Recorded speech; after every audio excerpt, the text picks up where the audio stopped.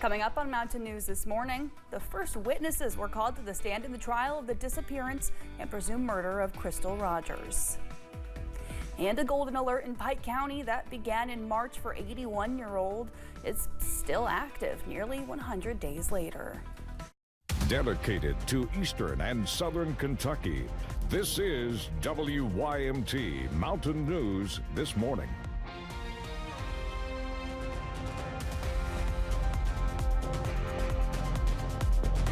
Good morning and a happy Thursday to you, Mountain family. I'm Amelia Lee here with you on this June 26th. It's just about 5 o'clock this morning. And Megan, it is still hot outside. So if you don't have your t-shirt on today, it's a good day for that. Yeah, but the good news is it's Friday Eve. Those temperatures are starting to cool down, but they are still hot. There's the little caveat there. But let's take a look at those temperatures this morning. Still seeing those 70s as you head out the door. Nothing's changed from this week, but here's the first change that we've seen in a while. No longer are we looking at the mid to upper 90s, but instead the low to mid 90s. So just a tad cooler. Still going to have those feels like temperatures approaching that triple digit mark. So it's still going to be hot. You're still going to want to stay hydrated. And we do have some fog this morning, so just be careful if you are encountering any low patches of visibility, especially towards Williamsburg and London. Satellite and radar has a little bit of clouds rolling through, but we're nice and calm this morning. Rain chances will be returning as we're inching closer into the afternoon. Storm chances are possible this afternoon and evening. Here's a look at that day planner for you. As we're going through the next 12 hours, we'll continue to see those temperatures warming up. And again, those chances of storms will populate as we're heading into the afternoon hours. Amelia. The first witnesses were called yesterday as Brooks Houck and Joseph Lawson faced trial in the disappearance and presumed murder of Crystal Rogers. Yesterday morning, the Commonwealth and Houck's attorney both made opening statements, while Lawson's attorney waived his right to give an opening statement. The first witness called to testify was Rogers' daughter, Kylie Fenwick. Another woman who saw Rogers disappear on July 3rd of 2015 was also called to the stand.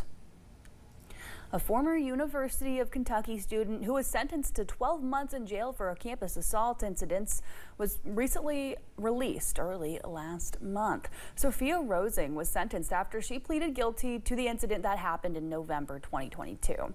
According to the Kentucky Department of Corrections, Rosing was released May 11th. The department reports that she received pre-sentence credit and good time credit from the jail, which advanced her release date.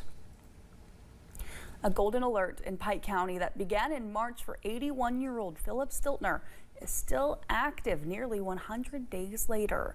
Emergency management officials say they've searched multiple times and have received multiple leads, but they've found no information on Stilner's whereabouts. Everybody knows everyone else on that hollow. So most places like that in Eastern Kentucky, people are watching out for their neighbors. They take care of each other. You know, they know each other's patterns and things, and so you know those are some difficult things that come about with a story like this. Officials say it's not common for elderly people to go missing for this extended period of time. If you have any information on Stilner, you should call state police.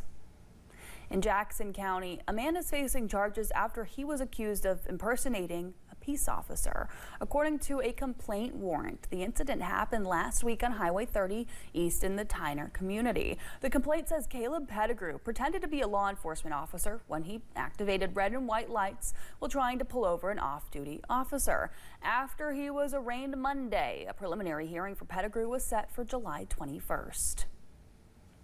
High temperatures in the 90s will unfortunately continue, and the forecast is not the only thing to keep in mind. WYMT's Neely Green spoke to a medical professional about some heat safety tips. With the high temperatures in the forecast, medical professionals are urging folks to practice mindful safety tips. Taylor Fugit is a family nurse practitioner at Primary Care Centers of Eastern Kentucky. She says having the right outfit on can make a difference in the sun. If you're outside, keep you a cool towel on you. Light, loose-fitting clothing is really important. Don't try to wear black, dark colors. Those radiate heat. Fugit suggests to stay indoors if possible, but if you are out working in the heat, to take breaks. Try to stay out of your peak times between 10 and 4 If you have to be out working, take frequent breaks. She says in these hot summer months, it is important to keep water in your system to stay hydrated. Drink plenty of fluids. Even if you feel like you're hydrated, keep drinking. Water is great for hydration.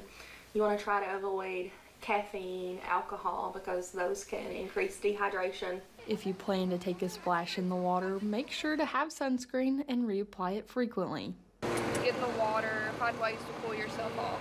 Reapplying sunscreen is very important if you're going to be outside for long periods of time. Fugit says if you do happen to get overheated, try putting your feet in a bowl of cold water or placing a cold wet towel on the back of your neck. In Hazard, Neely Green, WYMT Mountain News. If you find yourself overheating and need medical assistance, you're urged to visit your nearest clinic or emergency department. Well, some outdoor workers in Somerset are making adjustments due to that heat. Tanner Hodge, the operations manager of Big League Roofers, says taking breaks is key. We also make sure that shade and breaks is a very, very important thing. So we kind of try to have our guys rotate in shifts where there's always somebody taking a break in the shade, and then those guys go back and get up on the roof so nobody's staying out in the sun for too long. And on days like yesterday, Hodge says they'll stop working during the afternoon when the heat is harshest. He says temperatures on top of roofs can even top 130 degrees. Governor Andy Beshear will present the Thrive Award at the Kentucky SHAPE Conference today in Lexington. That award is named after Governor Beshear's late aunt, Mary Ann Miller. Miller served within the Kentucky Department of Education for more than 30 years. Last year's recipient was Pritchard Committee CEO Bridget Blom, who was a guest on Issues and Answers back in December. The governor says they will also host his weekly Team Kentucky briefing today in Frankfort. We understand that's scheduled to begin at 1:30 this afternoon. Beshear plans to give updates regarding the state's response to natural disasters, among other things. Well, we are hearing more about issues with Medicaid coverage throughout the Bluegrass. State Auditor Allison Ball is now questioning the Cabinet for Health and Family Services' recent denials of eligible services, including for Medicaid. Trina Martin's 9-year-old daughter, Eleanor, is just one example of Medicaid denial. Eleanor has Down syndrome and was receiving Medicaid services, but in late March, when it was time to reapply, Eleanor was denied.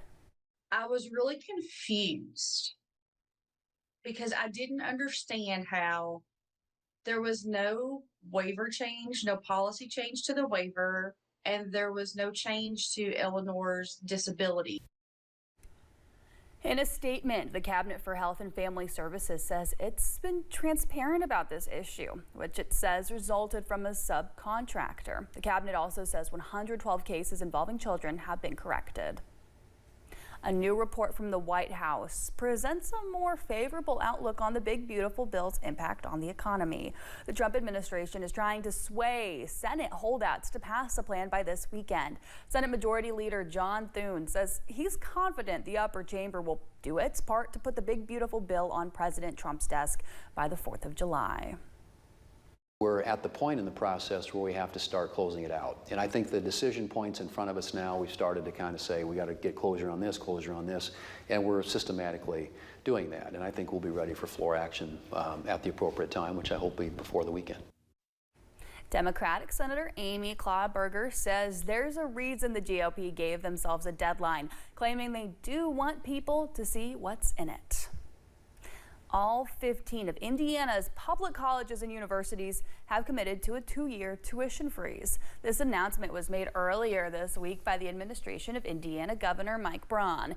Indiana's public universities and colleges, including main and regional campuses, will pause tuition hikes for the next 2 academic years at the governor's request. Braun says the move came in part due to the requests of parents and students. Well, it's 5:08. Thank you for getting your day started with us on Mountain News this morning.